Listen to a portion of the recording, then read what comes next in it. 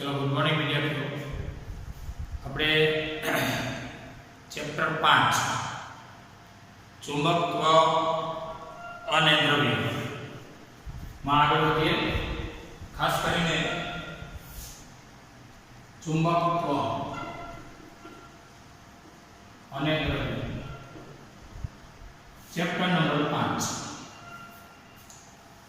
હવે આમ જોવા જાવ તો તમે પ્રવાહધારિત તાર ની આસપાસ ચુંબકીય ક્ષેત્ર નોંધેલી રહ્યું છે આગળના ચેપ્ટર 4 માં। આ સિવાય ચુંબકીય ક્ષેત્ર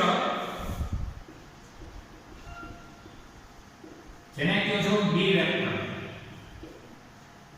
બાર મેગ્નેટ એટલે ગજ્ય ચુંબક અને બાર મેગ્નેટ પરથી ચુંબકીય ક્ષેત્રની સંજ્ઞા છે બી વેક્ટર। ચુંબકીય ક્ષેત્રનો એકમ આપણે ભણી ગયા છે ટેસ્લા કેપિટલ ટી સંજ્ઞા। હવે આ ચુંબકીય ક્ષેત્ર કોની આસપાસ હોય તો કે એક તો ચુંબકની આસપાસ અને બીજું સોલેનોઇડમાં ચુંબકીય ક્ષેત્ર અથવા તો પ્રવાહધારિત તારની આસપાસ હોય ચુંબકીય ક્ષેત્ર। તો આ ચુંબકીય ક્ષેત્ર ની લાક્ષણિકતાઓ ચુંબકીય ક્ષેત્રની લાક્ષણિકતાઓ ખાસ કરીને ચુંબકીય ક્ષેત્ર માટે પહેલી લાક્ષણિકતા કે આ ચુંબકીય ક્ષેત્ર રેખાઓ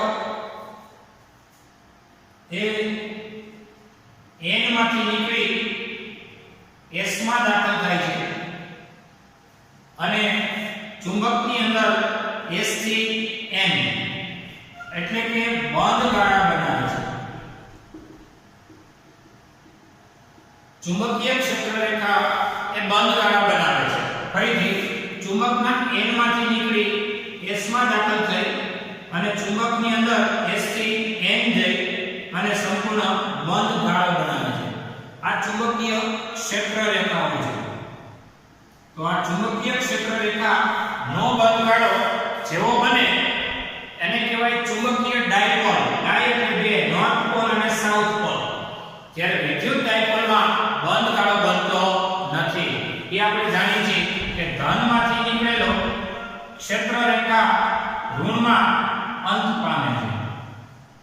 ધનમાંથી નીકળે અને ઋણમાં અંત પામે। ધનમાંથી નીકળેલી ક્ષેત્ર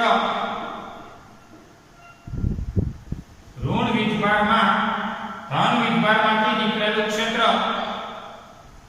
ઋણ વીજભારમાં અંત પામે છે। અહીં એમ કહેવાય કે n માંથી નીકળીને s માં જાય અને s થી n માં આવી અને બંધ ગાળો બનાવે છે। આ બંધ ગાળો બનાવતું ક્ષેત્ર છે। જ્યારે આ ક્ષેત્ર એટલે કે એમ કહી શકાય કે બંધ ગાળો બનતું નથી, બંધ ગાળો બનાવતું નથી અને બંધ ગાળો બનાવે નહીં એ ક્ષેત્ર એટલે આપણું વિદ્યુત ક્ષેત્ર।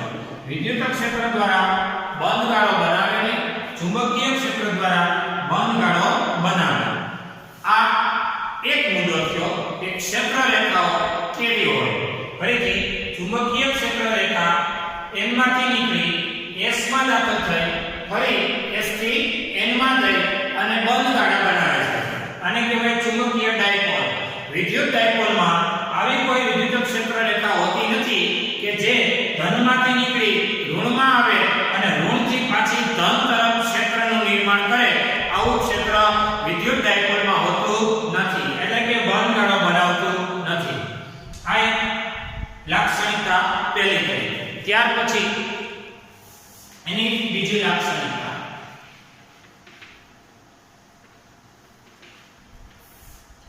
લાક્ષણિકતા નંબર 2 અને એ છે કે ક્ષેત્ર રેખાના કોઈ પણ બિંદુએ દોરેલો સ્પર્શક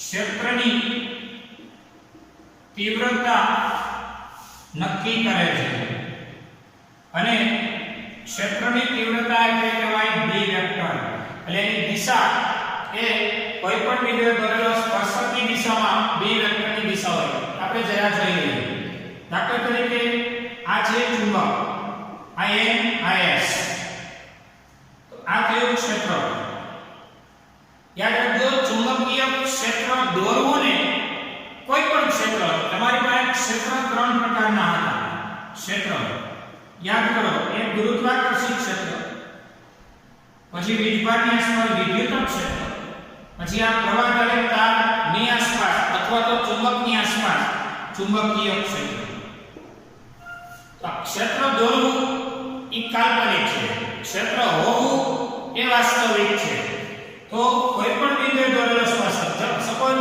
આ બિંદુએ સ્પર્શક દોરો તો આમ છે આ બિંદુએ દોરો તો આમ છે આ બિંદુએ દોરો તો આમ છે આ બિંદુએ દોરો તો આમ છે આ બિંદુએ દોરો તો આમ છે આ બિંદુએ દોરો તો આમ છે વિચારો જે આ બિંદુએ તો આમ જ હોય એટલે કોઈ પણ બિંદુએ દોરેલો સ્પર્શક તે બિંદુએ ક્ષેત્રની એક તીવ્રતા નક્કી કરે છે આ એની ચુંબકીય ક્ષેત્રની લાક્ષણિકતા નંબર 2 છે ત્યાર પછી ચુંબકીય ક્ષેત્ર રેખા કોઈ એકમ ક્ષેત્રફળમાંથી પસાર થતું ચુંબકીય ક્ષેત્ર રેખા વધુ તો કેમ એનું ફ્લક્સ વધુ એટલે કે B નું મૂલ્ય વધુ જો લાક્ષણિકતા ત્રીજી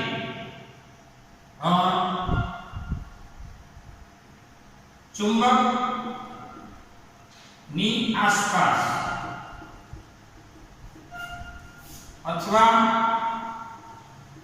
પ્રવાહધારિત તારની આસપાસ અથવા સોલેનોઇડમાં એકમ ક્ષેત્રફળમાં જેમ ક્ષેત્ર રેખાઓ વધુ તેમ જેમ ક્ષેત્ર રેખા વધુ તેમ B નું મૂલ્ય મોટું અને જેમ ક્ષેત્ર રેખા ઓછી જેમ ક્ષેત્ર રેખાઓ ઓછી તેમ B નું મૂલ્ય નાનું કઈ રીતે દાખલા તરીકે તમારી પાસે આ મેગ્નેટ છે આયન અને આયસ આથી મેગ્નેટિક ફીલ્ડ એટલે કે ચુંબકીય ક્ષેત્ર રેડી આ તમારું મેગ્નેટિક ફીલ્ડ બન્યું રેડી દાખલા તરીકે આ બિંદુએ તમારે એકમ ક્ષેત્રફળ વિચારવાનું એકમ ક્ષેત્રફળનો મતલબ થાય 1 મીટર સ્ક્વેર એરિયા SI માં કહેવાય એરિયા લેવાનો 1 મીટર સ્ક્વેર આને એકમ ક્ષેત્રફળ કહેવાય ગણતરી માટે SI પ્રક્રિયા તો 1 મીટર સ્ક્વેર એરિયામાંથી ક્ષેત્ર રેખાઓ મેન્ટેન કરવાની અહીંયા નહીં તો હવે અહીંયા 1 મીટર સ્ક્વેર એરિયામાં મેન્ટેન કરવાની અહીંયા જો તો B કેવો છે ઓછો છે અને આટલામાં જો ત્યાં ગીચતા વધુ છે એટલે B કેવું છે વધુ છે અથવા મોટું છે એટલે એ નોંધવા જેવું છે કે ચુંબકની આસપાસ અથવા સોલેનોઇડમાં જેમ ક્ષેત્ર રેખાઓ વધુ એટલે કે ગીચતા વધુ એમ B નું મૂલ્ય વધુ જેમ ક્ષેત્ર રેખાઓ ઓછી એમ B નું મૂલ્ય કેવું ગણાય ઓછું ગણાય આ પણ એક અગત્યનો મુદ્દો છે ત્યાર પછી નંબર 4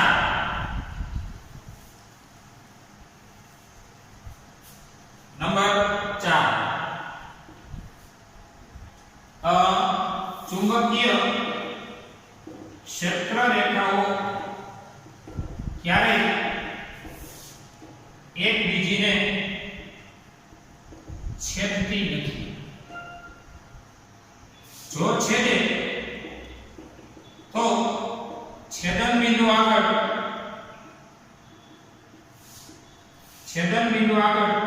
શું મળે તો કે છેદન બિંદુ આગળ બે દિશા મળે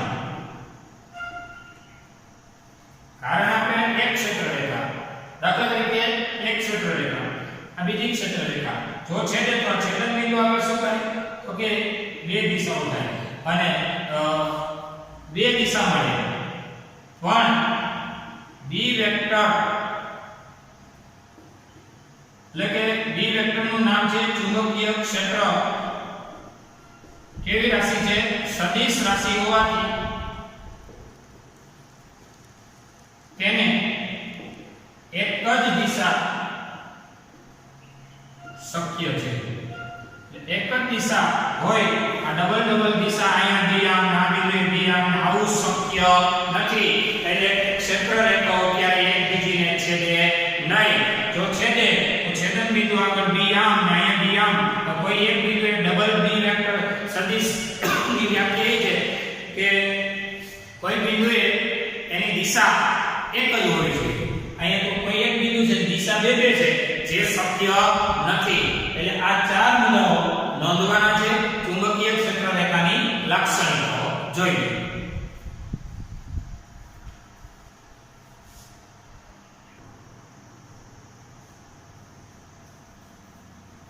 ચલો ચેપ્ટર 5 માં આગળ વધીએ નેક્સ્ટ પોઈન્ટ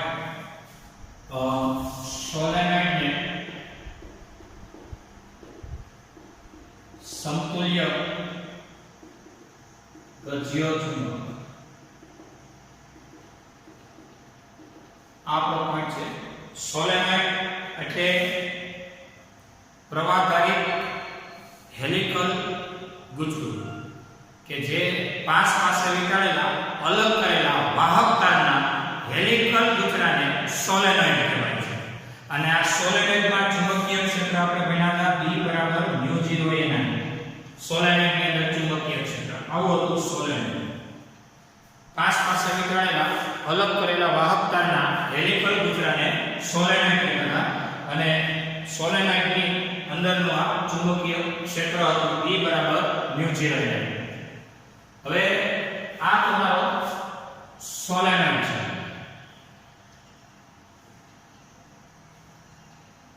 અહીં આ y અક્ષ આ x અક્ષ સોલેનોઇડની આ લંબાઈ L આ લંબાઈ -L માઈનસ એટલા માટે લો ઉગમ બિંદુથી આ અંતર ઋણ બને કુલ લંબાઈ 2a સોલેનોઇડ નો કોઈ ભાગ લ્યો તો વિચારો તો આ સોલેનોઇડ ની y અક્ષથી x અંતરે તમે dx લંબાઈનો એક ખંડ ધારી લો dx લંબાઈનો એક ખંડ ધારી લો સોલેનોઇડમાં આકૃતિમાં સોલેનોઇડની y અક્ષથી x અંતરે dx લંબાઈનો ખંડ ધારો અને આ ખંડ ને કારણે આપણે P બિંદુએ ચુંબકીય ક્ષેત્ર મેળવ્યું છે તમે મિત્રો યાદ કરો ચેપ્ટર 4 માં ભણી ગયા છો કે ચેપ્ટર 4 માં આવું ભણ્યા છો શું કમ્પેરિઝન છે એ ચેક કરો ચેપ્ટર 4 માં તમે આવું ભણ્યા હતા પ્રવાહધારી એક રિંગ હતી જેની ત્રિજ્યા r હતી યાદ કરો રિંગનું કેન્દ્ર O અને રિંગની અક્ષ પર P બિંદુએ ચુંબકીય ક્ષેત્ર મેળવવું હતું જે તમે મેળવી ગયા કે આ પ્રવાહધારી રિંગથી x અંતરે પ્રવાહધારી રિંગના કેન્દ્રથી x અંતરે P બિંદુએ ચુંબકીય ક્ષેત્ર B બરાબર μ0 I r² by 2 x² plus r² ની 3/2 ઘાત. યાદ હોય તો સારી વાત છે, યાદ ન હોય તો ચેપ્ટર 4 માં તમે જોજો પ્રવાહધારિત રિંગના કેન્દ્રથી x અંતરે આ ચુંબકીય ક્ષેત્રનું સૂત્ર મેળવ્યું છે. પછી એવું કહેતા હતા, યાદ કરો કે જો x ખૂબ મોટો હોય, કોની સરખામણીમાં? r ની સરખામણીમાં r બહુ નાનો હોય તો સમીકરણ 1 પરથી એટલે કે b બરાબર μ0 ir² બાય 2 x ની સરખામણીમાં r ને અવગણો એટલે વધે છે x2 અને અવગણો છો કેપિટલ R ને. બહુ મોટાની સરખામણીમાં બહુ નાનાને સરવાળા કે બાદબાકીમાં અવગણાય છે. અવગણો છો વધે છે 3/2 ઘાત. અહીં 2 2 કેન્સલ થઈ ગયું તો μ0 ir² અહીંયા પ્રવાહધારિત તારની આપણે એક ચર્ચા આવી કરી હતી કે x બહુ મોટો હોય ને r બહુ નાનો હોય તો આવું છે μ0 ir² બાય 2x3. પછી એક બીજી વાત હતી સમીકરણ 1 પરથી જો સમીકરણ 1 પરથી રિંગના કેન્દ્ર પર ચુંબકીય ક્ષેત્ર B બરાબર μ0 ir² બાય 2x2. રિંગના કેન્દ્ર પર x કેટલું હોય બોલો? 0 હોય એટલે આ 0. રિંગના કેન્દ્ર પર આ અંતર હોતું નથી એટલે 0 અને ખાલી વધે છે r² ની 3/2. તેથી b બરાબર μ0 ir² 2 અહીં 2 ઘાત કેન્સલ એટલે r નો ઘન r² કેન્સલ એક r વધી તો μ0 i બાય 2r. આ સૂત્ર આપણે ગણી ગયા છીએ દાખલે ભણી ગયા છીએ. પ્રવાહધારિત રિંગના કેન્દ્રથી x અંતરે સમીકરણ 1 આ યાદ રાખેલું હતું એટલે સાબિત થઈ ગયું છે તે વખતે ચેપ્ટર 4 માં. પછી કેન્દ્ર આગળ હોય તો x કેવો લેવાનો?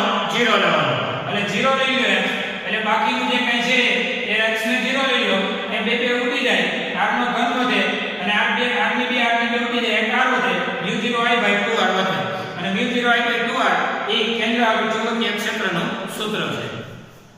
હવે આપણે આગળ વધી છીએ આમાં જોજો બહુ વિચારવા જેવું છે. પાઠ્યપુસ્તકમાં ટિપિકલ પરિસ્થિતિ આવી જાય જેને આ સમજાય ને એને હું આ સમજાવી દઈશ. કારણ કે સોલેનોઇડનો એક આંટો એટલે પ્રવાહધારિત રિંગ થઈ તો સોલેનોઇડના આ ખંડથી આટલા અંતરે કેટલા અંતરે તો કે અહીંથી આ અંતરને આપણે r કહીએ છીએ. તો આ અંતરને કહેવાય r - x. જરા જોજો. હવે અહીંયા જોજો કે ભાઈ કેન્દ્ર છે તો અહીં સોલેનોઇડના આ ખંડના કેન્દ્રથી બીજું અંતર તો કેન્દ્રથી મપાય ને આ ઉધર ટપકો કે અહીંયાથી મપાય. આ તો એરો અહીંથી માર્યો છે અહીંયા બધું ટ્રાફિક નો થાય એટલે અહીંથી કેટલા અંતરે તો કે આખા r માંથી x બાદ કરો એટલા અંતરે. તો સોલેનોઇડની y અક્ષથી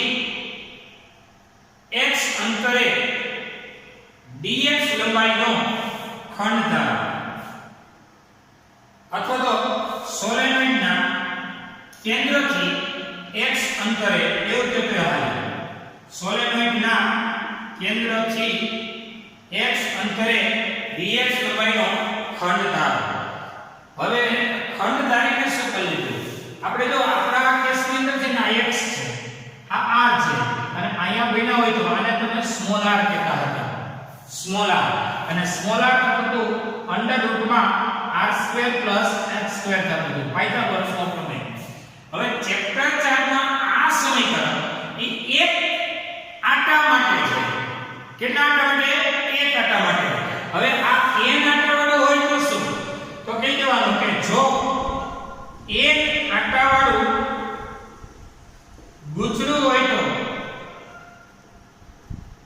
તો સમીકરણ 1 પરથી b બરાબર 1 μ0 i r² by 2 x² + r² ની 3/2 2 ઘાત. આ એક આટા માટે અહીં કાંઈ નથી નીકળો, n આટા માટે અહીંયા n વડે ગુણી શકાય. આને આપણે નંબર 2 કહી દઈએ. તો હવે મિત્રો તમારું સમીકરણ પહેલા તો તમારું ચેપ્ટર 4 ક્લિયર હોવું જોઈએ કે પ્રવાહધારી રિંગના કેન્દ્રથી x અંતરે p બિંદુએ આ પ્રવાહધારી રિંગને લીધે ઉદ્ભવતું ચુંબકીય ક્ષેત્ર B બરાબર μ0 I r2 ના છેદમાં 2 x2 r2 ની 3/2 ઘાત. n આટાવાળી રિંગ લ્યો તો n આટાવાળી રિંગ માટે અહીંયા એક કાંટાને બદલે અહીંયા n વડે ગુણાઈ જશે. હવે મિત્રો તમારે એ જોવાનું છે કે અહીંયા અહીંથી એટલે કે આપણા પ્રવાહ આપણે જે ધારેલો છે ને ત્યાંથી અહીંયા ધાર્યો ક્યાં તો કે સોલેનોઇડનો આ એક ખંડ, અને સોલેનોઇડનો આ ખંડ એટલે આપણા કેસમાં આવી આ રિંગ થઈ. પણ યાદ રાખજો એકમ લંબાઈ દીઠ આટાની સંખ્યા એને સ્મોલ n. શું બોલ્યો છું? અહીં લખી દો એકમ લંબાઈ દીઠ આટાની સંખ્યા છે. એકમ લંબાઈ દીઠ આટાની સંખ્યા જેને સ્મોલ n કહેવાય. તેથી n બરાબર nl n બરાબર nl. એટલે આ બધું તમારું ચેપ્ટર 4 ને મેં એટલા માટે આત્મસાત કરાવ્યું કારણ કે આ સમીકરણ ઉઠાવી અને આની આગળ નાખી દેવાનું. એટલે હવે હું આ કેન્સલ કરું છું, જરા જોતા રહેજો. પ્રવાહધારી રિંગના કેન્દ્રથી x અંતરે તો સમીકરણ a અને આવા a નાટાવાળું હોય તો સમીકરણ નંબર 2. એટલે આપણું સમીકરણ 2 મુજબ આગળ વધશે. તો આ તમારું સમીકરણ 2 છે. n આટાવાળા ગુજરાત માટે ગુજરાના કેન્દ્રથી x અંતરે ચુંબકીય ક્ષેત્ર B બરાબર આ તમારું સમીકરણ છે. આ સમીકરણને આપણે નંબર આપી દઈએ આય અને અહીંયા લખી નાખીએ ચેપ્ટર 4. આ તમારી યાદ. તો ચેપ્ટર 4 માં n આટાવાળા ગુજરાત માટે ગુજરાના કેન્દ્રથી x અંતરે ચુંબકીય ક્ષેત્ર જે મળે છે. તો હવે જોજો એકમ લંબાઈ દીઠ આટાની સંખ્યા સ્મોલ n બરાબર nl છે. હવે આપણા કેસમાં આ આકૃતિનું આ સમીકરણ એ નંબર આને આપી દઈએ 2. સમીકરણ નંબર 2. તો હવે જરા જોજો. હવે સમીકરણ 2 પરથી n બરાબર થાય સ્મોલ n dx. નંબર 2 તમને એમ થાય એ કેમ કાઢો છો? સ્મોલ n એટલે કે એકમ લંબાઈ દીઠ આટાની સંખ્યા, પણ સ્મોલ l ની જગ્યાએ dx શું કામ કરો છો? તો કારણ અહીંયા જો dx લંબાઈમાં આ l લંબાઈમાં આટાની સંખ્યા n એટલે સ્મોલ n થાય સંજ્ઞા. તો અહીંયા l સ્મોલ l ની જગ્યાએ dx લંબાઈ થાય. dx એટલે સૂક્ષ્મ ખંડની લંબાઈ. તો dx લંબાઈમાં રહેલા આટાની સંખ્યા તો એને સ્મોલ n કહેવાય. એટલે આપણે કેપિટલ N એટલે સ્મોલ n * l પરથી કેપિટલ N એટલે સ્મોલ n * dx કરી શકાય. આ થયું તમારું સમીકરણ નંબર 3. તો હવે આકૃતિ પરથી આ ખંડને લીધે આકૃતિ પરથી dx લંબાઈના સોલેનોઇડના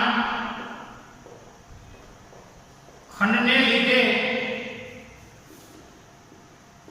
P બિંદુએ ચુંબકીય ક્ષેત્ર dB બરાબર μ0 અહીં જોતા જાઓ μ0 I r નહીં ઓલી રિંગની ત્રિજ્યા હતી, અહીંયા રિંગની ત્રિજ્યા કેટલી છે? Small a. તો અહીંયા r ની જગ્યાએ a, આટાની સંખ્યા n હોય તો n ના છેદમાં આ બધું 2, પછી કોઈકની ડોટ ઘાત, કોની ડોટ ઘાત? તો કે x² + r², r² એટલે અહીંયા s². ત્યાં રિંગની ત્રિજ્યા r, અહીંયા સોલેનોઈડની ત્રિજ્યા a. હવે વાત કરી x. x શું હતું યાદ કરો? x એ રિંગના કેન્દ્રથી p બિંદુનું શું હતું? અંતર હતું. રિંગના કેન્દ્રથી p બિંદુનું અંતર x હતું. અહીંયા જો આ ખંડના કેન્દ્રથી p બિંદુનું અંતર કહેવાય r - x. બે અજમાવીમાં એક કોઈ સૂત્ર ગોખતા નહીં, બધા સ્ટેબલ એવા સાબિત થઈ શકે એવા સૂત્રો છે. જો ફરીથી તમારો ટોપિક શું છે? સોલેનોઈડને સમતુલ્ય ગજ્ય ચુંબક. ગજ્ય ચુંબક અને સોલેનોઈડની સૂત્રાત્મક વ્યૂહ પર સામ્યતા કહેવાય. સૂત્રથી સાબિત કરો કે સોલેનોઈડનું કામ અને ગજ્ય ચુંબકનું કામ સેમ છે. તો કહી દેવાય કે ભાઈ પ્રવાહધારી n આંટાવાળા રિંગ માટે અથવા ગુચરા માટે ગુચરાના કેન્દ્રથી x અંતરે ચુંબકીય ક્ષેત્ર, આ તમારું સમીકરણ પરથી મળે છે. કેન્દ્રથી x અંતર આ n આંટાવાળા માટે. હવે તમારે આકૃતિ દોરતા શીખો. આકૃતિમાં કેન્દ્ર O થી સ્મોલ r અંતરે p બિંદુ છે. આ p બિંદુએ આ સોલેનોઈડને લીધે ચુંબકીય ક્ષેત્ર મેળવવું છે. એટલે પહેલા હું ખંડને લીધે મેળવી દઉં ને, હવે આનું સંકલન કરશો ને એટલે આખી સોલેનોઈડને લીધે સોલેનોઈડના કેન્દ્રથી સ્મોલ r અંતરે p બિંદુએ ચુંબકીય ક્ષેત્ર મળશે. ઓલામાં મળતું હતું પ્રવાહધારી રિંગના કેન્દ્રથી સ્મોલ x અંતરે p બિંદુએ ચુંબકીય ક્ષેત્ર મળતું હતું. એટલે આકૃતિમાં સોલેનોઈડના કેન્દ્રથી x અંતરે dx લંબાઈનો ખંડ ધાર્યો. એકમ લંબાઈમાં આંટાની સંખ્યાને સ્મોલ n કહેવાય. કેપિટલ N એટલે nl. આ સમીકરણ 2. હવે સમીકરણ 2 પરથી કેપિટલ N એટલે small n into small l, અને સ્મોલ l એટલે અહીંયા આ ખંડની લંબાઈ dx. આ સૂક્ષ્મ ખંડ પરથી dx લંબાઈનો ખંડ. આકૃતિમાં dx લંબાઈના સોલેનોઈડના ખંડને લીધે p બિંદુએ ચુંબકીય ક્ષેત્ર dB બરાબર અહીંયા જો અહીંયા n જો μ0 I. ત્યાં રિંગની ત્રિજ્યા r હતી, અહીંયા સોલેનોઈડની ત્રિજ્યા સ્મોલ a છે. જો બગડો પછી આના કેન્દ્રથી આ અંતર x હતું તો x નો વર્ગ. અહીંયા કેન્દ્રથી અહીંયા જો આ કેન્દ્રથી આ અંતર જો r - x છે તો r - x નો વર્ગ. પછી અહીંયા સોલેનોઈડની ત્રિજ્યા રિંગની ત્રિજ્યા r હતી અને સોલેનોઈડની ત્રિજ્યા a છે. રેડી? એટલે આ થયો નંબર 4. હવે આગળ વધીએ, જોઈએ.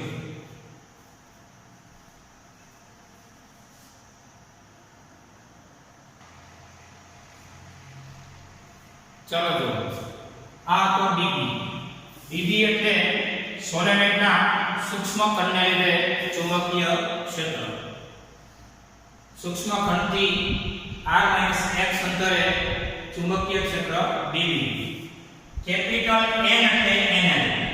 કેપિટલ N દેખાય અહીંયા nl u0 I s²/2 r - x² plus s² ની 3/2. હવે જો તમે મિત્રો સારી રીતે જાણો છો કે આવા dB એટલે કે પ્રવાહધારી ખંડથી આ બિંદુએ ચુંબકીય ક્ષેત્ર એના બાજુવાળા એના બાજુવાળા એના બાજુવાળા અહીંથી અહીંયા સુધી આવા બધા ખંડોનો આવો સરવાળો એટલે આપણું સોલેનોઈડ, અને આ સોલેનોઈડને લીધે ચુંબકીય ક્ષેત્ર મેન્ટેન કરવું હોય તો શું કરવું પડે? સંકલન. હવે સંકલનને થાય તો સંકલનમાં dB n સ્મોલ n છે ને, સ્મોલ n એકમ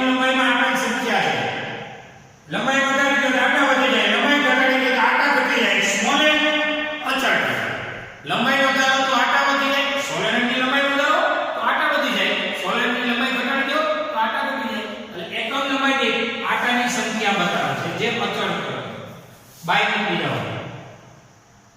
પછી સ્મોલ n આટાની સંખ્યા બતાવે છે, એટલે આપણો nl અંતે કહેવાય nds.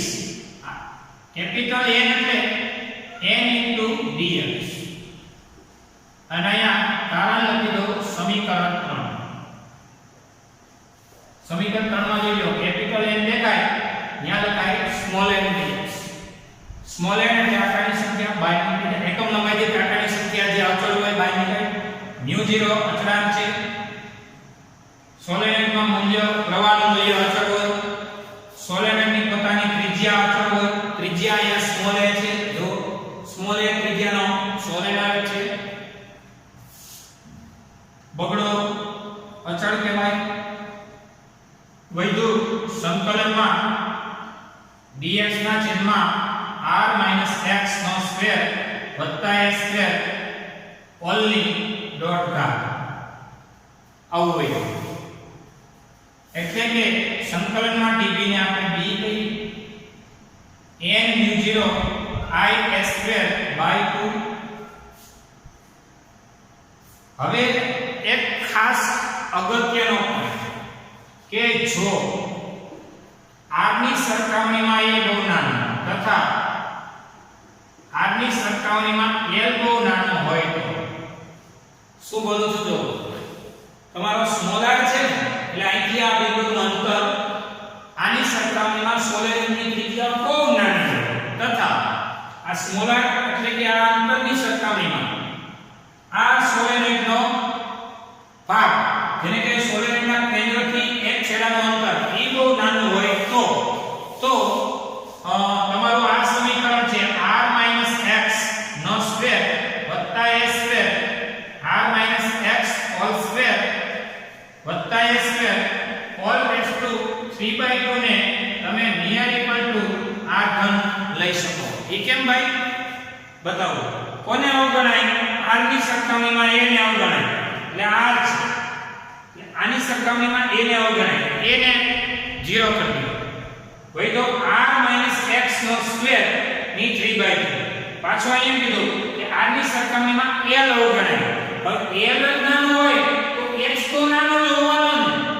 l અવગણ્ય હોય તો x તો અવગણ્ય થયો એટલે l ને અવગણ્ય કહી દો. જો આવી પોઝિશનમાં આપણે કહેવાય અતિ લાંબો સોલેનોઇડ. એ સોલેનોઇડ કેને કહેવાય કે જેમાં પોતાની રેડિયસ ખૂબ નાની હોય.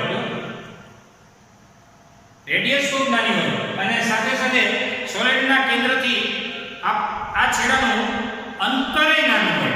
એટલે આમ એ ખૂબ પાતળો એટલે કે આડછેદમાં નાનો અને કેન્દ્રથી એક છેડાનું અંતરમાં નાનો. એટલે સોલેનોઇડનો એક અંશ હોય, સોલેનોઇડનો એક ભાગ હોય.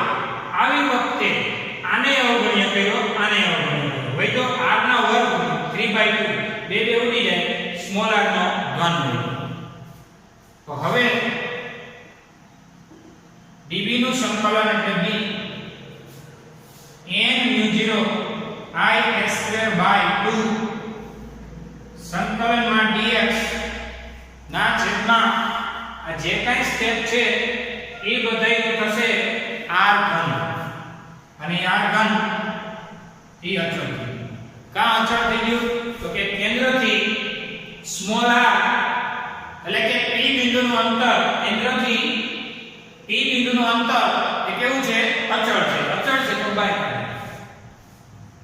તો b બરાબર μ0 પેલા લખો n I s સ્ક્વેર ના છેદમાં 2r ઘન. હવે આ dx નું તમે ઇન્ટિગ્રેશન કરો છો એની લિમિટ આવે -l થી l. જો આ કેન્દ્રથી આ છેડો કહેવાય -l નો અને કેન્દ્રથી આ છેડો કહેવાય +l નો. -l થી l ની લિમિટ dx નું સંકલન x લિમિટ -l થી +l. તો આ સોલેનોઇડ માટે b બરાબર ચલો જોજો. તેથી b બરાબર μ0 n I s સ્ક્વેર ના છેદમાં 2r ઘન પહેલા હાયર લિમિટ મૂકો L માઈનસ, હવે લોઅર લિમિટ મૂકો માઈનસ L, એટલે માઈનસ માઈનસ પ્લસ, એટલે તમે ફાઇનલી લખી શકો B બરાબર mu 0 n I s square L વત્તા L 2L ના છેદમાં 2R ઘન, આવું લખી શકો mu 0 n I s square 2L ના છેદમાં 2R ઘન. અહીંયા સુધી ને નંબર આપી દો 5. ચલો એમાં આગળના વધીશું.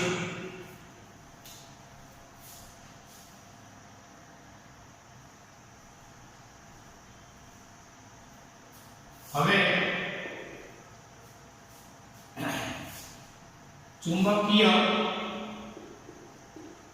ડાયપોલ મોમેન્ટ m બરાબર I, પ્રવાહધારી વર્તુળાકાર અથવા તો પ્રવાહધારી લૂપને લીધે ચુંબકીય ક્ષેત્ર એક આંટા માટે m બરાબર I. આના પરથી આપણું સોલેનોઇડ n આંટાનું છે, એટલે n આંટાવાળા સોલેનોઇડ માટે m બરાબર n I, એક આંટા માટે I, n આંટા માટે n I લખી શકાય. હવે વાત કરીએ કે m એટલે મેગ્નેટિક મોમેન્ટ, કેપિટલ N એટલે શું? જોઈ લો, કેપિટલ N એટલે સ્મોલ n ઇન્ટુ સોલેનોઇડની લંબાઈ. એટલે સ્મોલ n, અહીંયા સોલેનોઇડની ખંડની વાત નથી કરતા, ખંડ હતો ને એ નાનો ભાગ હતો, પછી તો આપણે સંકલન કરી નાખ્યું છે. હવે આખી સોલેનોઇડની વાત ચાલે છે, તો સોલેનોઇડની ટોટલ લેન્થ કહેવાય 2L. જો n dx ની પરથી n 2L, આ કેપિટલ N ની જગ્યાએ લખો.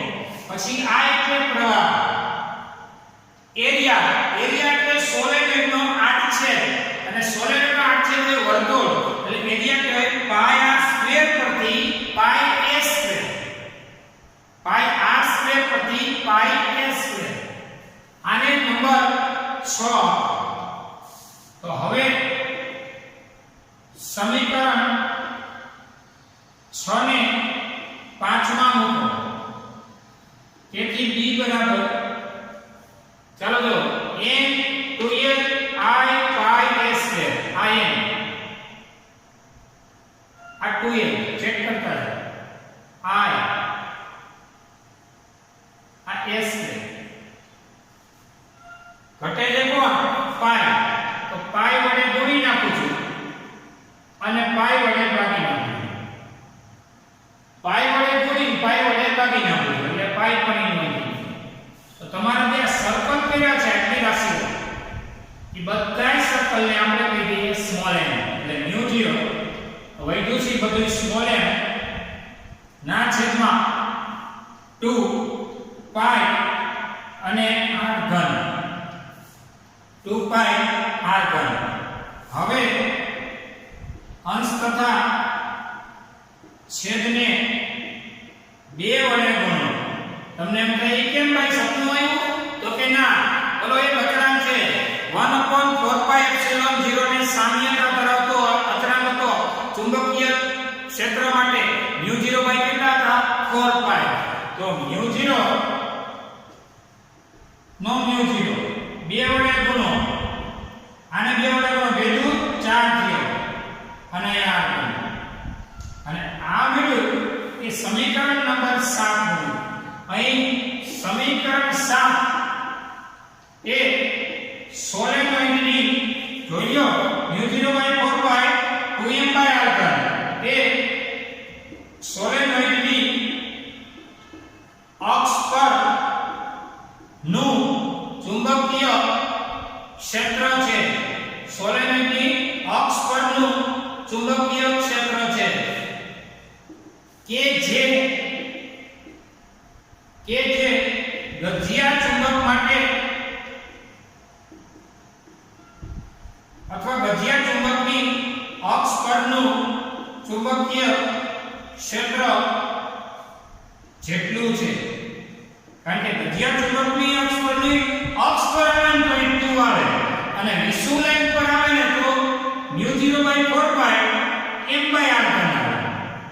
ક્યાં અંતરે જવાનું તો કેવાનું ભાઈ એને રેડિયસ કરતા આપેલ અંતર કેવું હોય, ખૂબ મોટું હોય.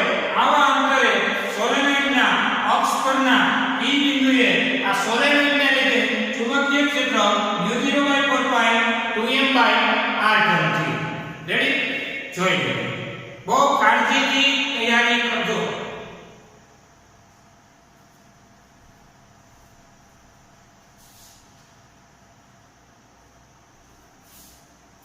જરા એવી રીતે સમજી લો. એક ચુંબકીય ક્ષેત્ર રેખાઓની લાક્ષણિકતા.